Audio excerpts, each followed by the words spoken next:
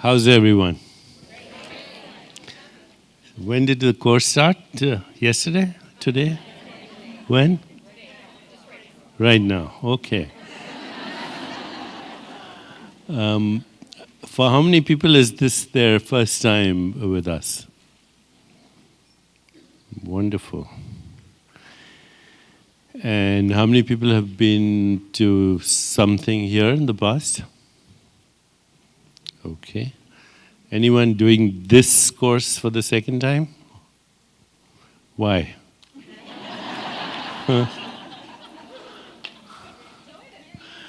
Okay. So before I start whatever I'm going to say, just anyone spontaneously tell me why you're here. What do you want from this course? Anyone? Say that again. A new life. Sobriety. Are you struggling with addiction? Good. So this is a good place to be. Be the best dad I can be. To be the best dad. To be the best everything you can be. Yes. To make sure I'm to go in the direction of that anyway, right? Okay. Anyone else? Just to be present. Okay, so in a way, all of those things is what we're going to address this week, both intellectually but also experientially. It's not enough to have an intellectual understanding. Knowledge without experience is kind of sometimes confusing. If you have a lot of things you know about but you haven't experienced them, then that gets confusing. And also the other way around. If you have experience but you can't understand what the experience is, then sometimes you think you're going crazy because everybody else is, who we think is normal is actually crazy. So it's to realize that we're not crazy. Maybe everybody else is, but that's judgmental, so I won't say it again. Okay.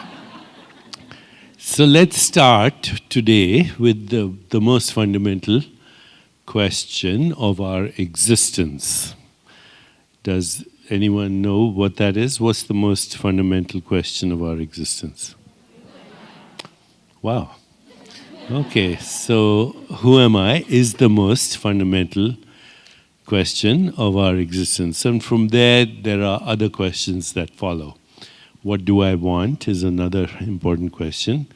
We go about trying to get things, and after we've obtained our goals, sometimes we realize that's not really what I want. What do I truly want is a very important question. A third question, which is also very important, is what is my purpose? What am I doing here? Doing here meaning not the Chopra Center, but doing with my life. What is the purpose of my life? And then another question which to me is very important and for many reasons is what am I grateful for? Because gratitude is a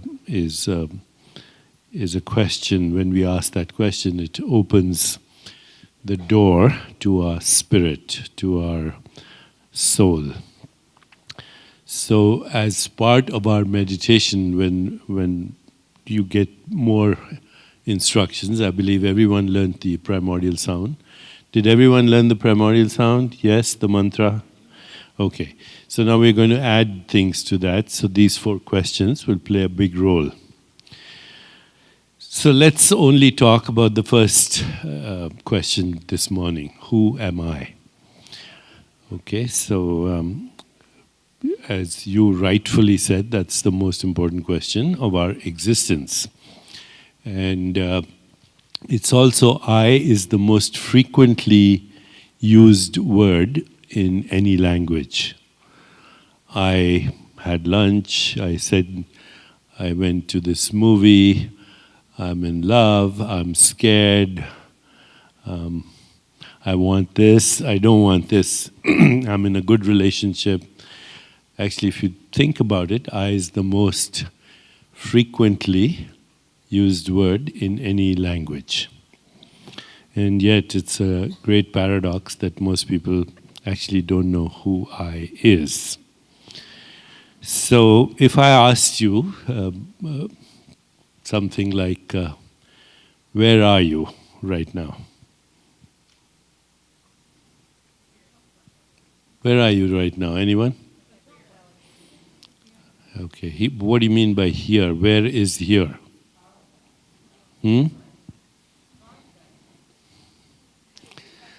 Okay.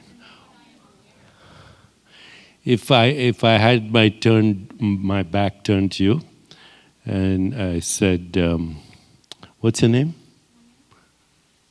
Tanya, where are you? I had my back turned to you, and you might say, I'm here, right? I'm here. Well, even if she doesn't, will you all say, I'm here?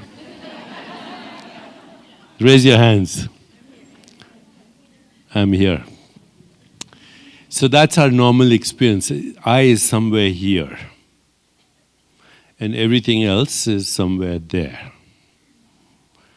That's our normal experience of I. Because I, somewhere here, this body-mind, went to a movie. I, meaning this body-mind, went for Chinese food. And when we use that word I, we usually mean this particular body-mind. Is that fair enough? That's how we usually think anyway. You guys may be more sophisticated and may think that this is a socially induced hallucination, and we'll get to that. But usually when we say I went for Chinese food, or I went to these movies, or I am in love, or I dislike the current political atmosphere, then we usually mean this person. Okay, so this person, which has a name, Deepak Chopra, Tanya, what's her last name? Knox. So it has a name, the person has a name, and the person has a form, this form. This form, but this form not only includes the physical form, this includes what we call the mind. Because, we're not just a statue, we are a biological organism that moves, that speaks, that communicates with others, that has memories, that has desires, that has imagination, that has thoughts.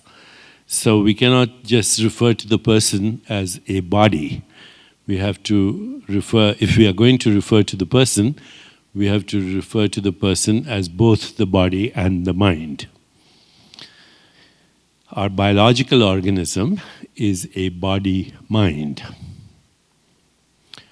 But what we want to get clear this morning is that we are not our biological organism. The I is not a biological organism. The I is the awareness, the consciousness. And now I'll use the word spirit because you're here for a course called The Seduction of Spirit, so we might as well define what that is. Okay, the I is the consciousness or the awareness or the spirit, and we can also use the word soul if you want to. Some people, not you, but in academia and scientific circles, they get very nervous when we use words like soul and spirit. But they're okay if we use words like awareness and consciousness. It's funny how words come and go. They're the fashion of the day. But over here, we are going to use the words awareness, consciousness,